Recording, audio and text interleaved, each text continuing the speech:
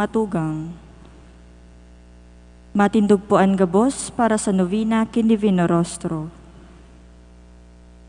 Sa ngaran kan Ama, asin kan Aki, asin kan Espiritu Santo. Amen.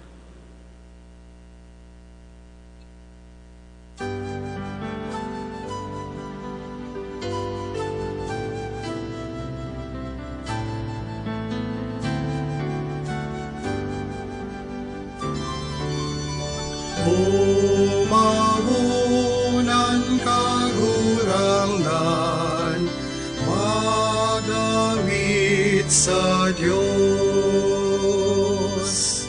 Ang Diyos iyo ang kagurangan, kagibonin langit asin daga.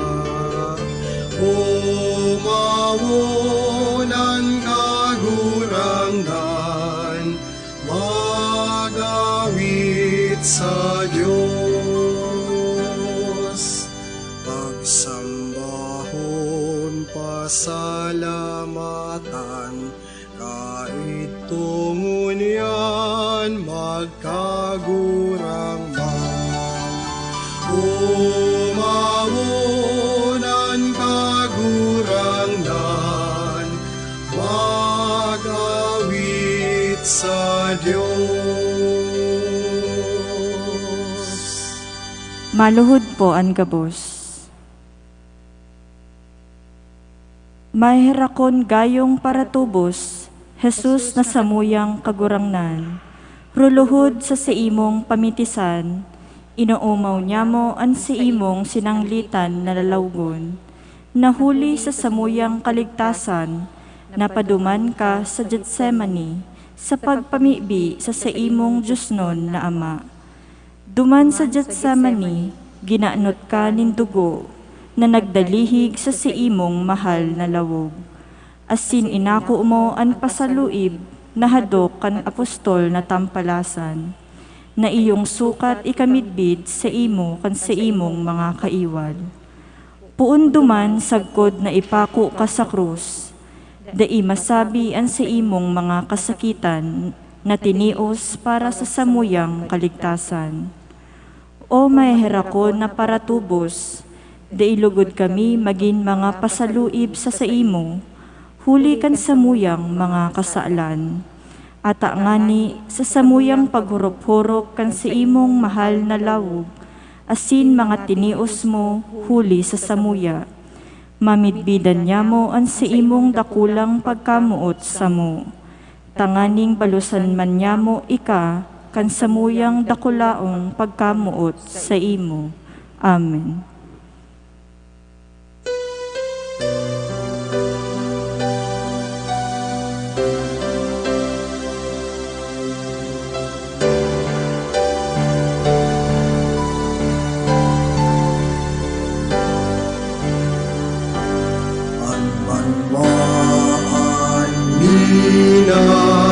Pinagalang sana naawon mong mahal, siguraning kaherahan, para tubos nin ginapan. Si Veronica nagluhod sa mapakumbabang buo, diniligan ni sura mo itong magayon na lawog.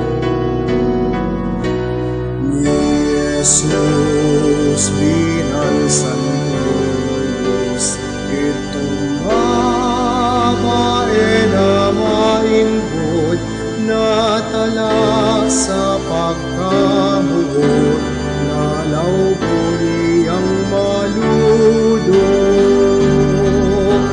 Ang kampaan minagalang,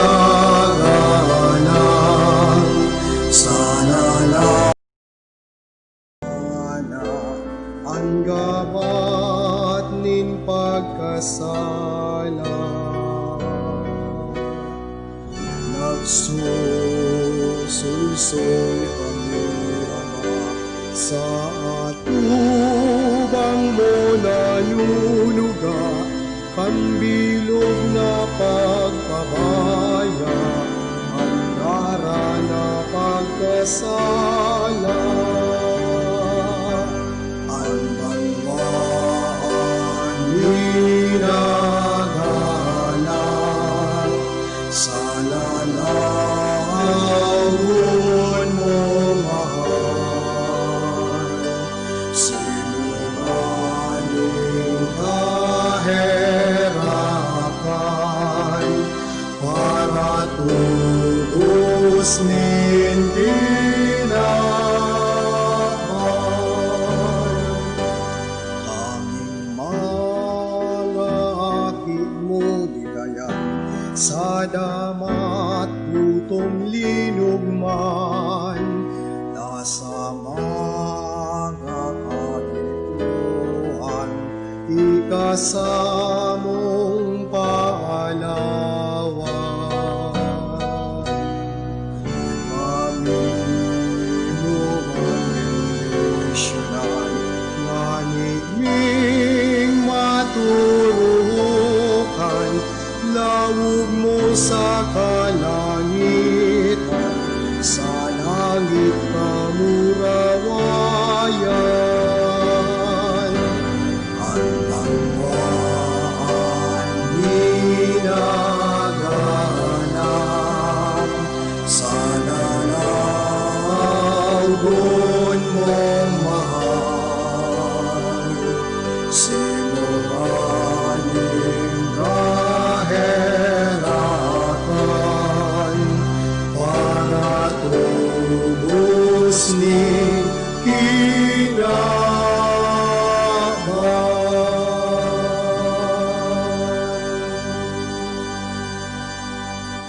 Pag-arang nin banwaan, kagurangnan ipahiling mo sa mo ang sa imong divino rostro. Kagurangnan, ipahiling mo sa mo ang sa imong divino rostro. Tanganing magdanay sa grasya ang mga banal, asin madaraman sa kabanalan ang mga tawo, huli kan si indang marahay nagibo, mamibi kita. Kagurangnan, ipahiling mo sa mo ang sa imong divino rostro.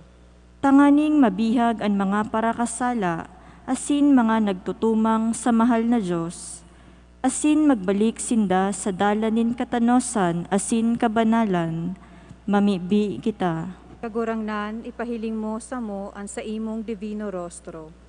Tanganing ilikay kita sa peste, helang, linog, bagyo, asin iba pang mga kasakitan, mamibi kita. Kagurangnan, ipahiling mo sa mo ang sa imong divino rostro.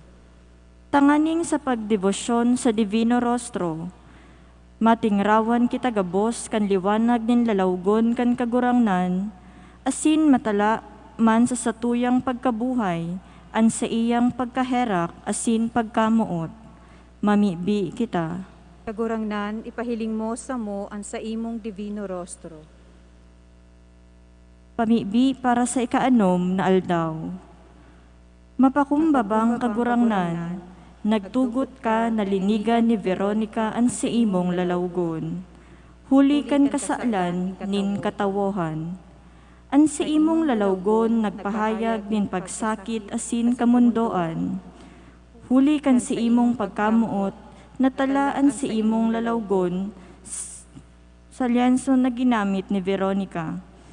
Kagurangnan, tugote man na matala sa samong puso asin isip, an si imong banal na lawog. Tanganing maginguwa kaming magkanigo sa pag-ako kan sa imong biyaya. Asin sa danay na pagsunod sa imo, sa dalanin pagsakit, pasiring sa kamurawayan, nin kaligtasan. Hinahagad mi ang samong kaipuhan sa pagkabuhay, kun iyan para sa urog na kamurawayan mo, asin para sa karahayan, kan samong kalag. Amen. Amen. Pamibi ki Divino Rostro. O Jesus, sa imong makuring pagsakit, ika naginyamong pangarogan, sa imong makalunos-lunos na lalawgon, yaon ang dakulang pagkamuot. Napupuspos ako kan sa imong kamawotan na ikakamutan, asin kamutan kan gabos, siring man.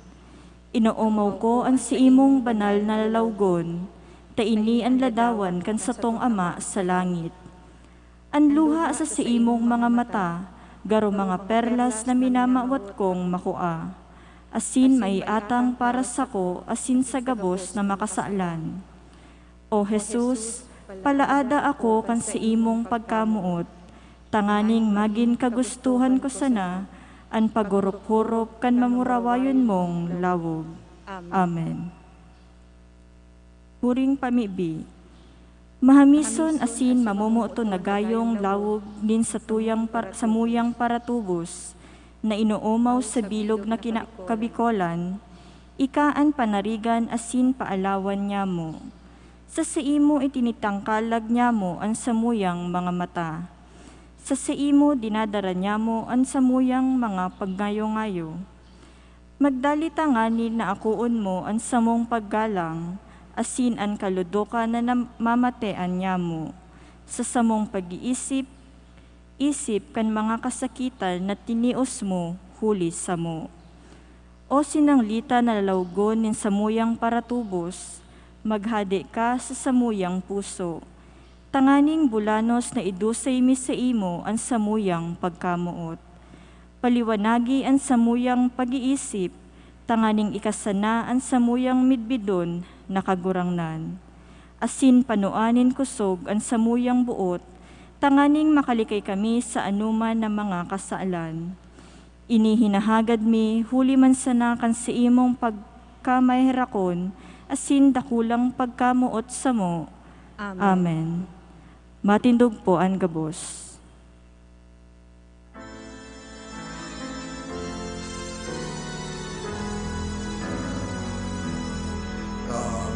Kagulangan kapatawaran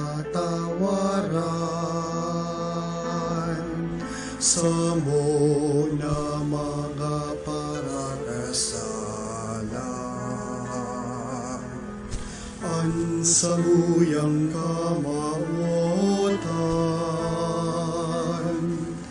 O Kristo kami kaherakan,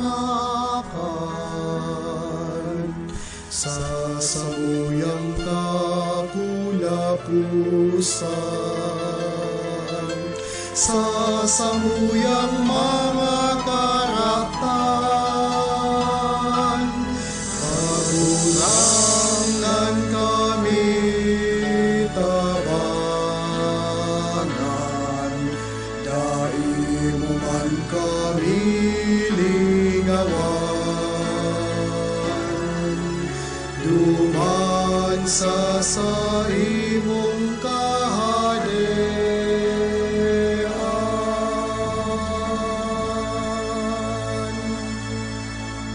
Sa ngaran kan Ama, asin kan Aki, asin kan Espiritu Santo. Amen.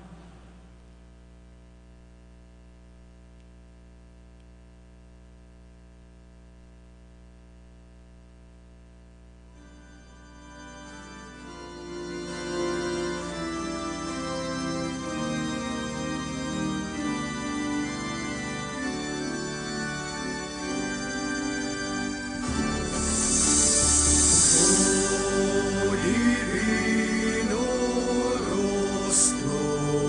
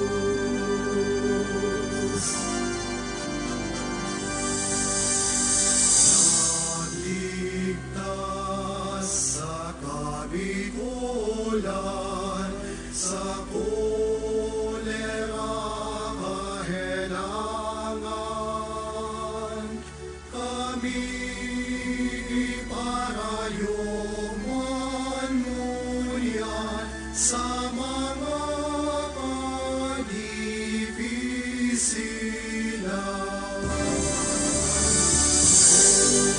Holy Rostro, banal na lalago ni Jesus. Inuman na lalawon sa sabuyang kasakitan.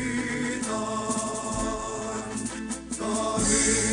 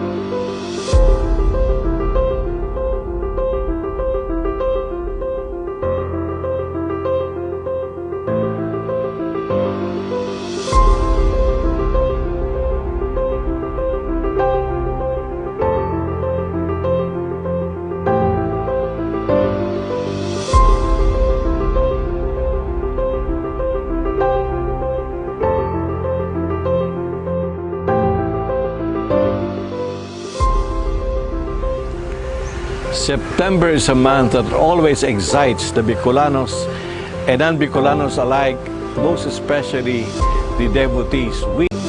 There seems to be a widespread divide all over the world. Issues of racism, issues of poverty, of injustice, of corruption, issues of extrajudicial killing, and above all, presently, we're all going through a very difficult times of the pandemic of COVID-19. Nonetheless, our spirits cannot be broken down. Our spirits cannot be hampered. We continue to celebrate the feast of our Ina, who will teach us how to dialogue and to work for harmony in our society, in our various communities. And this is what the world needs today: peace, relationship of goodness, of justice and kindness, not just with one another, but also with creation as we celebrate the season of creation. Dialogue and harmony opens our hearts to communication, and it is only through communication that we build up the bond of our humanity. When we do not speak, when we do not communicate, the more we become alien. The Blessed Mother speaks to us of God because her life, entire life, is one of dialogue and harmony with God.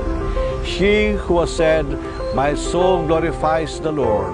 It is the soul that always dialogues, a soul that is in harmony with the will of God. Through her and in her, we will learn a lot: to be humble, to be gentle, which are the ways to true and authentic dialogue and harmony. My brothers and sisters, I know you have your own petitions, longings and desires to present to the Blessed Mother during her fiesta. Please do not forget to pray for harmony, to pray for unity, and above all, to pray for the capacity to dialogue with one another so that we can foster peace, justice, and above all, charity. And this is the meaning of our celebration of Our Lady of Peña Francia.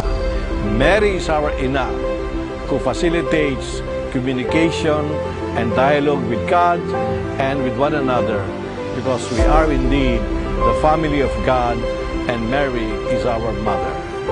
Mabuhay ang satong ina, mabuhay Our Lady of Peña Francia. God bless you all and happy fiesta. And during these uncertain times, please deepen your devotion, your prayers, yes at home, but your hearts in heaven and with one another. Happy fiesta! Viva la Virgen!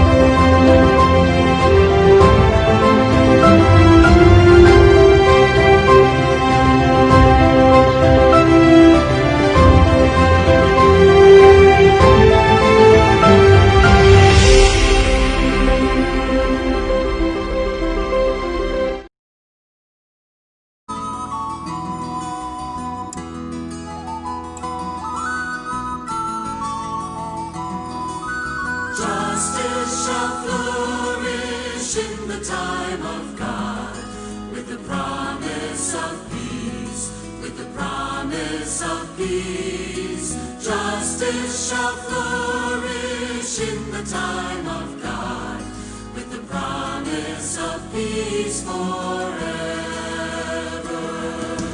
Give to the one who rules the judgment of your name, justice and righteousness to all who come to power, and truly lead with integrity and right, and the poor will receive their due. Justice shall flourish in the time of God, with the promise of peace, with the promise of peace. Justice shall flourish in the time of God, with the promise of peace forever.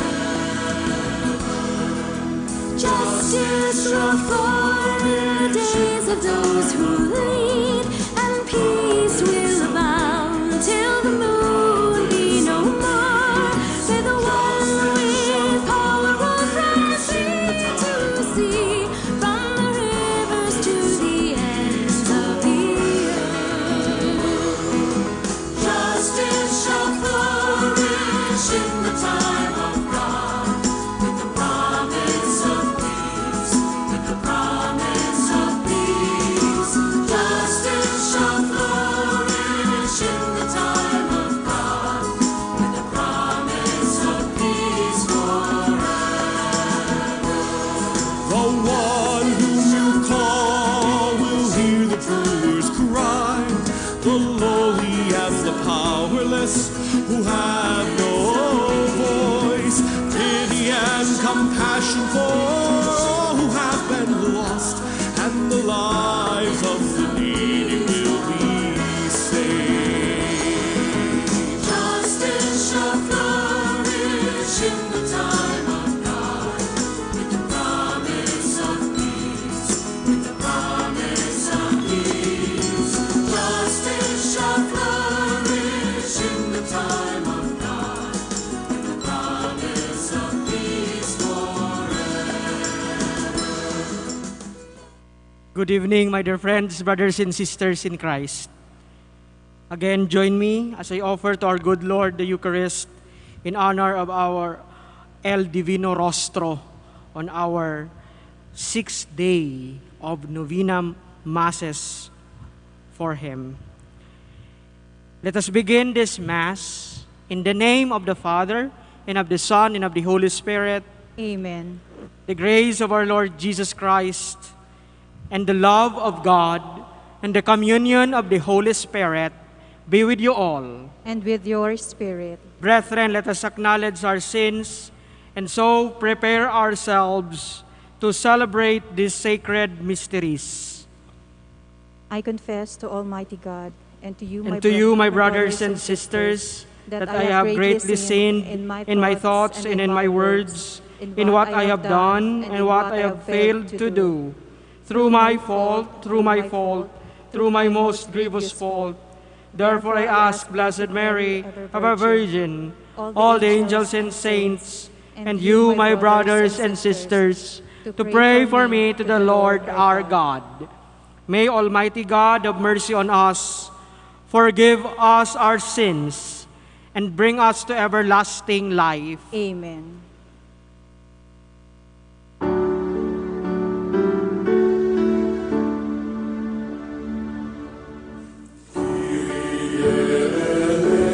Christo,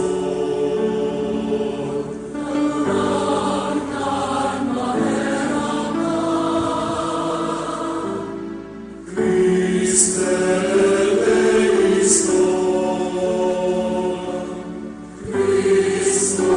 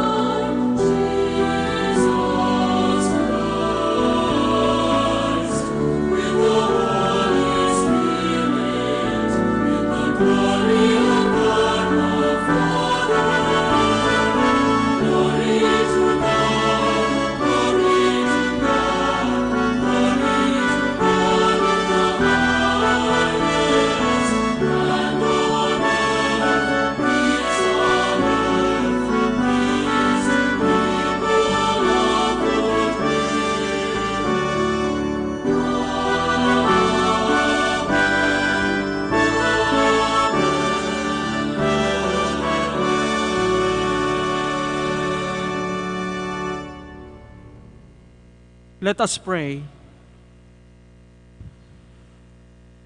Almighty, ever-living God, you have given the human race Jesus Christ, our Savior, as a model of humility. He fulfilled your will by becoming man and giving his life on the cross. Help us to bear witness to you by following his example of suffering and make us worthy to share in his resurrection. We ask this through Christ our Lord. Amen. All be seated for the liturgy of the word.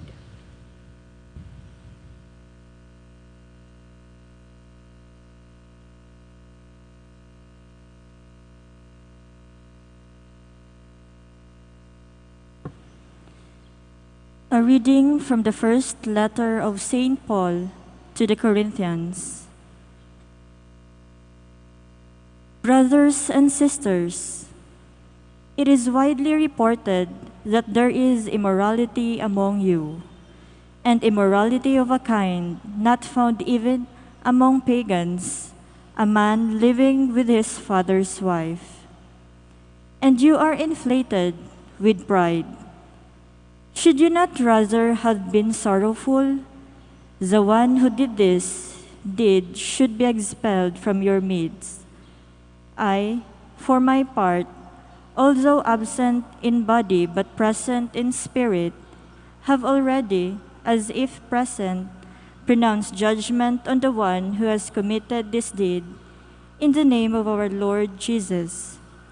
When you have gathered together, and I am with you in spirit, with the power of the Lord Jesus, you are to deliver this man to Satan for the destruction of his flesh, so that his spirit may be saved on the day of the Lord.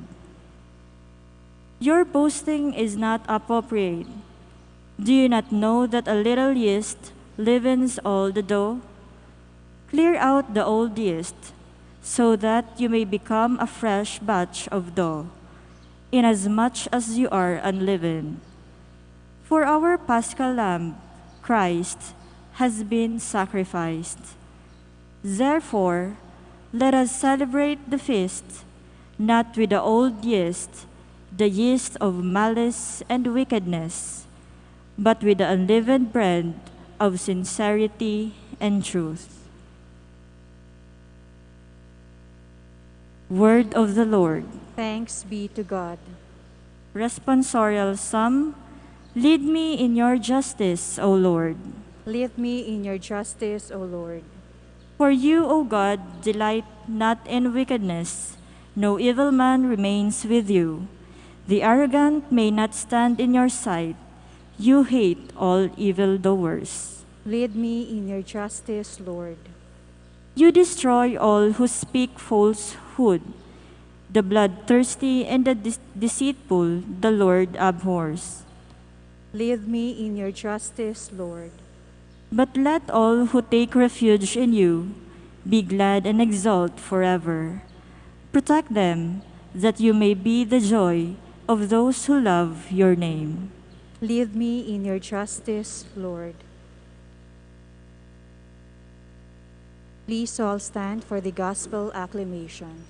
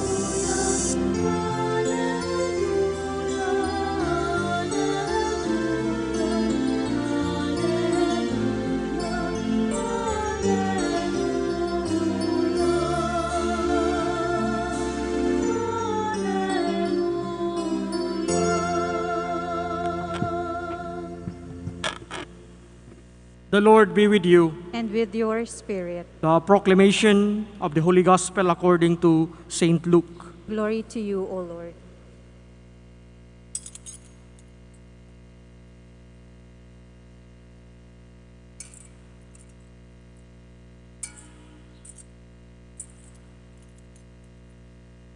On a certain Sabbath, Jesus went into the synagogue and taught, and there was a man there whose right hand was withered. The scribes and the Pharisees watched him closely to see if he could cure on the Sabbath, so that they might discover reason to accuse him. But he realized their intentions and said to the man with the withered hand, "Come up and stand before us." Lord Jesus Christ, all be seated as we listen to the homily. Again, good evening to everyone. In behalf of my fellow priest, Father Aba, and of course, Father Anthony Sargento, I would like to welcome again all of you to our Eucharistic celebration tonight, celebrating the 6th Novena Mass in honor of the El Divino Rostro. Every time we honor the El Divino Rostro, we hail him and we say, "Viva El Divino Rostro!" And we also shout, "Viva!" in response. And what does it mean when we say, "Viva El Divino Rostro"? It simply means that we see the face of God in Jesus. Being hailed El Divino